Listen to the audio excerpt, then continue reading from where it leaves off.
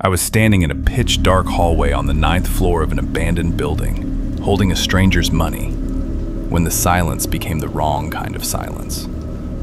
Not the silence of an empty building, the other kind. The kind that means something is listening. I've been delivering VHS tapes to this apartment for a month. I never once saw who lived there. I never heard a voice. Just notes. Printed in all caps, slipped under our store's doormat every other day, and stacks of cash left on the floor outside a door that was never opened while I watched. I should have stopped after the first delivery. I should have stopped when the tape started coming back wrong. I should have stopped when I realized the money was too much. Way too much.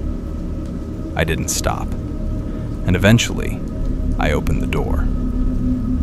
Here's how it all began. Let me tell you about the day I quit my job. I know, it sounds boring, but stay with me. It was 2006, and I was working at a video rental store. VHS only. Yeah, you heard that right. VHS. In 2006. Most people already had DVD players by then, but there were still a few holdouts who couldn't afford to upgrade, so we had just enough regulars to keep the lights on. It was me and the owner, Arthur, trading shifts. Quiet work. I'd come in at 9, flip the sign, and spend most of the day sitting behind the counter with a book, occasionally helping a customer. The pay was nothing special, but I was a student living with my parents. I wasn't complaining. I had no reason to quit. Until I did. One Monday morning, I came in to open up. Dead quiet, the way Mondays always were. I was actually thinking about catching a nap behind the counter when I noticed something sticking out from under the doormat. A piece of paper. I picked it up. It was a printed note, all caps, laser printed on plain white paper. A list of 5 films. And at the bottom, in the same blocky letters, "Bring good," and an address. That was it. No name, no phone number. Bring good. I wasn't sure whether to laugh or be confused. No one had ever asked us to deliver tapes before, and the note looked like a child had typed it. I called Arthur. He thought I was pulling his leg. When I convinced him it was real, he said he'd come in and deal with it. The rest of the shift passed normally. I almost forgot about it. Arthur talked me into making the delivery. His logic? Good money, possible regular customer, maybe someone who couldn't leave the house.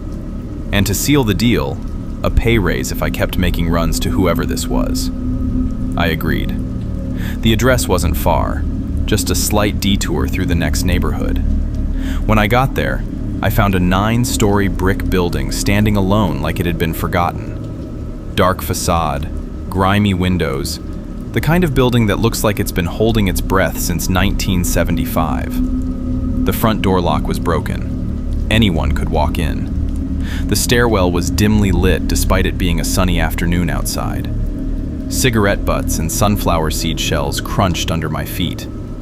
And then the real problem. The elevator was out. Top floor.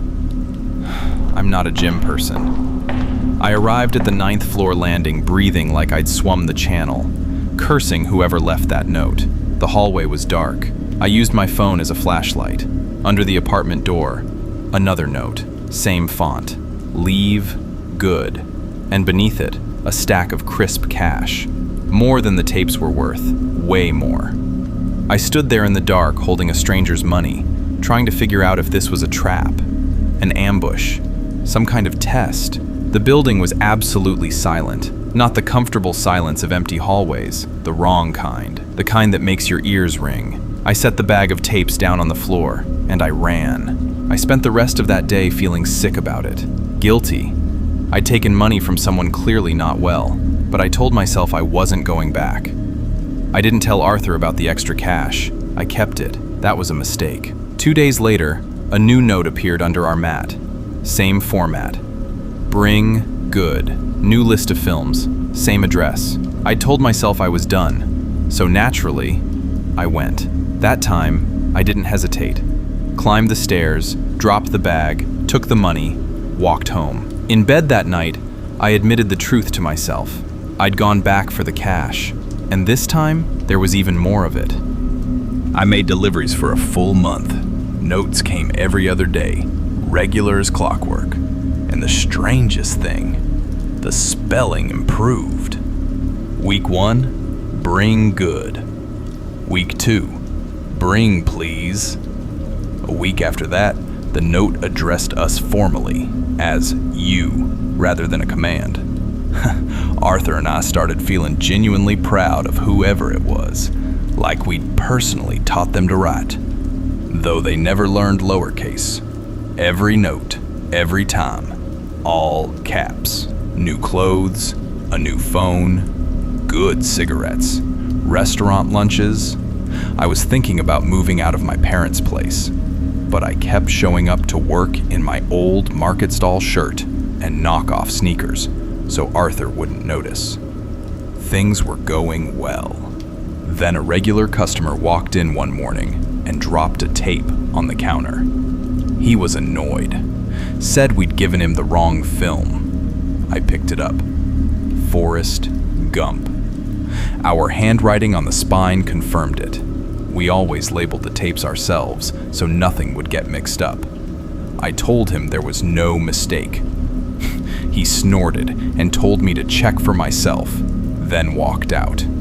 Arthur came in. We decided to watch it together.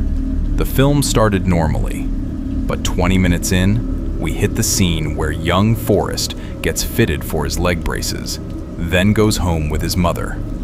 The next scene, Forrest, walking in circles around the room, getting used to the braces, played once, then again. Then again. It looped for the rest of the runtime. We fast-forwarded to the end. Nothing but Forrest, circling, the tap of metal on hardwood, over and over, until the tape ran out. We put it aside. Defective reel. It happens sometimes. It didn't stop there. Arthur's evening shift was a parade of furious customers. Some of them weren't just unhappy, they were ready to fight, convinced we were playing some kind of prank. We were not in the mood for pranks. We counted the returned tapes, 8 of them. I looked at the titles, then it hit me. Every single one had passed through the apartment on the 9th floor. We locked the front door, turned the sign to closed, and started watching. Too fast, too furious.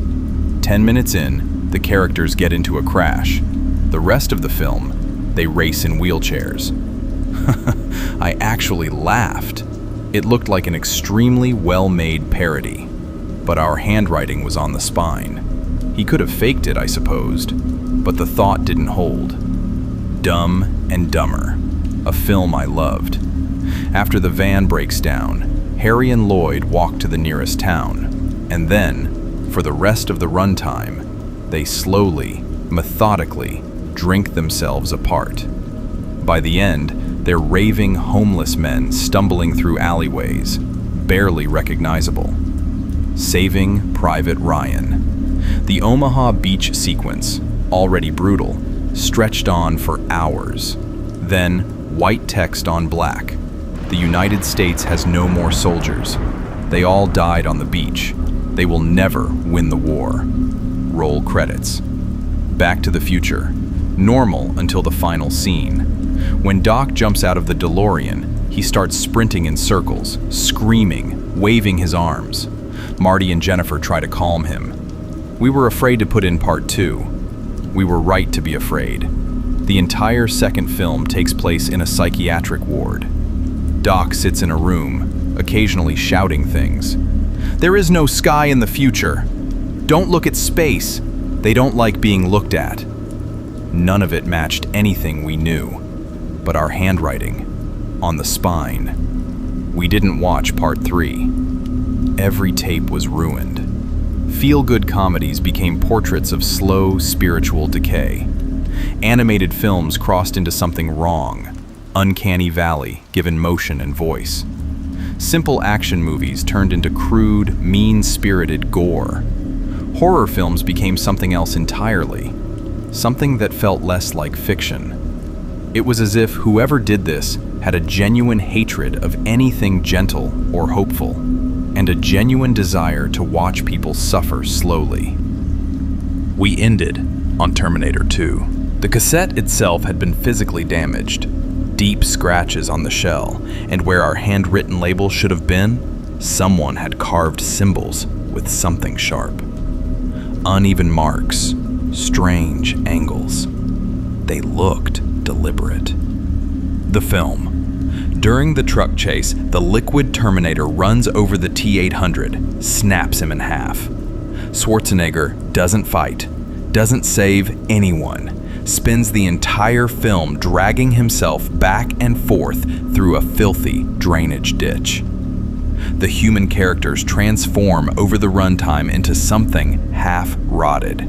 Sunken faces, visible bones, wrong posture, wrong movement. The liquid Terminator moves through them like they're already dead, casually. At the end, a partially decomposed Sarah Connor crawls across a beach. At one point, she stops and tries to write something in the sand with her hand. Her wrist comes off. She keeps crawling for a moment, then stops. We sat with that for a while. The effects were wrong for the time. The movement was off, jerky in a way that didn't look like bad CGI, but something else. The voices had been reassembled from other lines, other films, other mouths. None of it should have been possible in 2006. We genuinely didn't know what we were looking at or how it had been made. But the question underneath all of it, the one neither of us said out loud, was why. I went outside to smoke. My hands weren't steady. I dropped the cigarette, looked down. There was a new note under the mat. Someone had slipped it while we were watching. I picked it up. One line. Bring, please. I put it in my pocket. Arthur came out with a plan. His friends were coming. We were going to that building, all of us, to find out who lived there. I said I'd meet them in an hour. I started walking home. My feet took me to the building instead. I looked at the note again. I turned it over. On the back, a list of 20 films. Why 20? I thought. And then, how much would he leave for 20 films? I should have kept walking. You already know I didn't. The lobby was still, the kind of still that pushes back against you. Outside, evening was tipping into dark, and the stairwell had no light left to offer. I climbed by feel and by the glow of my phone screen. 9th floor, the landing, the dark hallway. I pointed the light at the mat. No money. Something kept me there anyway, a feeling I couldn't name. Not curiosity exactly, more like being pulled by something that had been pulling for a long time, and I'd only just noticed. My hand moved to the door handle. It was unlocked. I went inside. The light was brutal. Neon white, the kind that punches through your eyes. I had to stand still for a moment just to see. What I expected. Filth, clutter, broken furniture. A person. What I found? Nothing. The apartment was empty. No furniture, no rugs, no wallpaper, no sign that anyone had ever lived there. Except, along every wall, stacked floor to ceiling, server racks.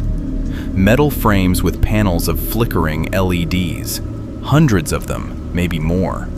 From each rack, thick bundles of cables ran across the floor like roots, disappearing around the corner into the back room. The bathroom had no fixtures. In the space where a toilet should have been, there was a cube, the size of a washing machine, covered in sensors and small screens and buttons with no labels.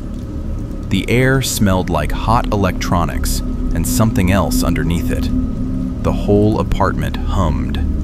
Against the far wall where the kitchen should have been, the shelves were stacked with books, floor to ceiling. Technical manuals, it looked like, and other things.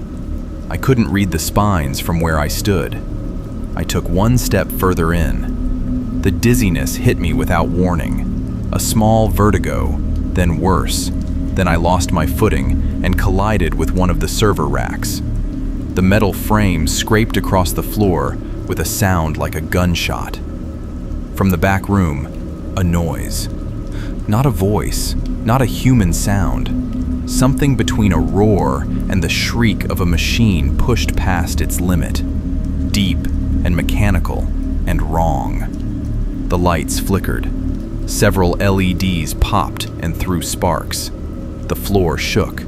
The sound grew louder, resolving into something with weight, with rhythm, with a direction, coming toward me. I turned and ran before I could see what was in the hallway behind me. Down the stairs in the dark, barely keeping hold of the railing, heart slamming. The sound was gaining. The whole stairwell seemed to amplify it, throw it back at me. I couldn't find the next landing, couldn't orient. I shoved myself through a door into a hallway, slammed it shut behind me, and collapsed against the wall. Went out cold. Arthur was shaking me awake on the street outside. No friends with him. Where are they? Doesn't matter. Come on. He didn't explain. I didn't ask.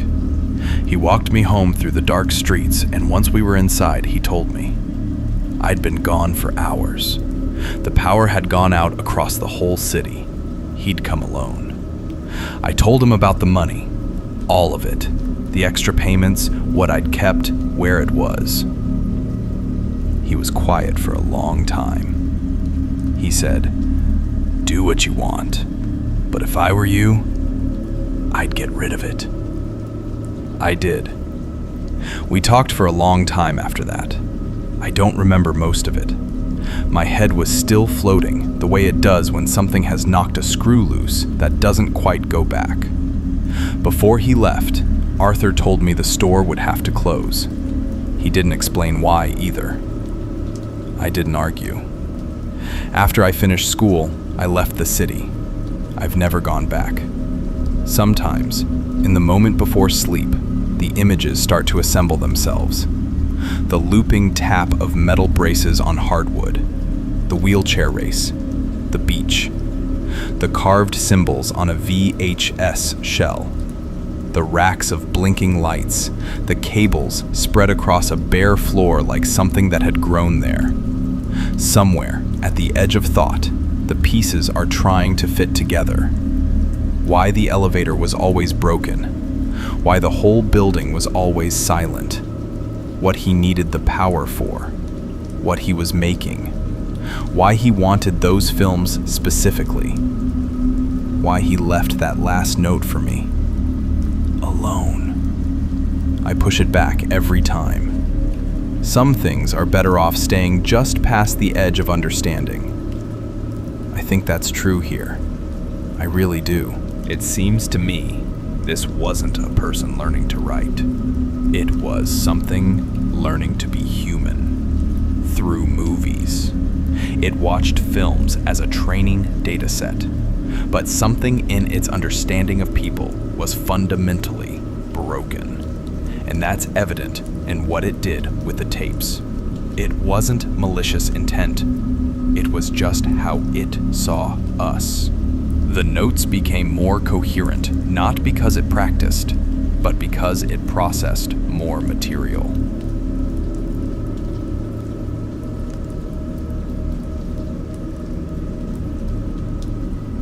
Thanks for watching. I really appreciate your support. 8 people have already subscribed to my channel. Thank you so much. Check out my previous videos. They have a slightly different format, but they're really cool. See you the day after tomorrow.